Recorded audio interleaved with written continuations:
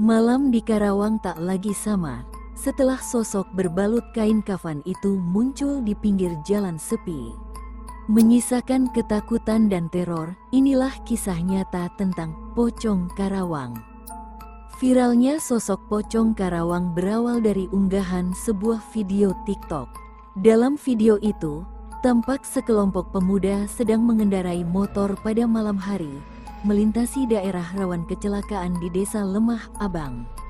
Tiba-tiba, dari kejauhan, terlihat sosok putih melayang. Salah satu dari mereka berhasil merekamnya.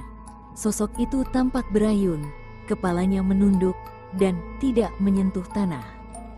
Video itu menyebar cepat, tapi ini bukan sekadar hoaks biasa. Beberapa hari setelahnya, kejadian aneh mulai muncul. Pak Ujang, penjaga warung di pinggir jalan itu, adalah orang pertama yang menyaksikan langsung sosok itu dengan mata kepalanya sendiri. Saya pikir itu orang iseng, tapi pas saya panggil, dia nengok, matanya hitam legam, dan dari matanya keluar air darah. Sejak malam itu, Pak Ujang tak berani lagi membuka warung setelah maghrib. Desas-desus mulai beredar bahwa jalan itu adalah lokasi kecelakaan seorang wanita muda yang meninggal mengenaskan 2 tahun lalu, dibungkus kain kafan, tapi pemakamannya tak sempurna. Cerita mengerikan pun muncul. Wanita itu bernama Sari, seorang mahasiswi yang ditemukan meninggal setelah pulang kuliah malam-malam. Menurut warga, saat dimakamkan, tali pocongnya lupa dilepas, dan sejak itulah arwahnya bergentayangan menjadi pocong penasaran. Dukun setempat, Maksumiem, pernah dipanggil untuk menenangkan roh tersebut. Namun setelah ritual dilakukan, malamnya, Maksumiem ditemukan pingsan di depan rumah dengan kain kafan membelit lehernya. Ada juga cerita dari Andi dan teman-temannya yang semula mengira ini hanya konten seru-seruan, memutuskan untuk ngeprank balik si pocong.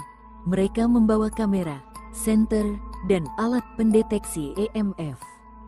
Namun, saat mereka sampai di tempat itu, senter mereka mati. Detektor mereka berbunyi keras, dan tiba-tiba, salah satu dari mereka, Reza, melihat pocong itu. Bro itu, di sana, di atas pohon. Sosok itu tidak hanya berdiri, dia melayang mendekat, tanpa suara, tanpa ekspresi, dan satu persatu mereka pingsan. Warga akhirnya meminta bantuan ustadz lokal. Dilakukanlah pengajian malam di lokasi itu, ayat-ayat suci dibacakan. Dan selama itu, terdengar suara tangisan dari arah semak-semak. Beberapa warga melihat sesosok putih berlari menjauh ke arah sungai. Dan sejak malam itu, gangguan pun perlahan hilang. Kadang, saat malam sunyi di Karawang, masih terdengar suara mengerang, dan ada yang bilang, Pocong Karawang belum sepenuhnya pergi. Itulah kisah tentang Pocong Karawang yang viral.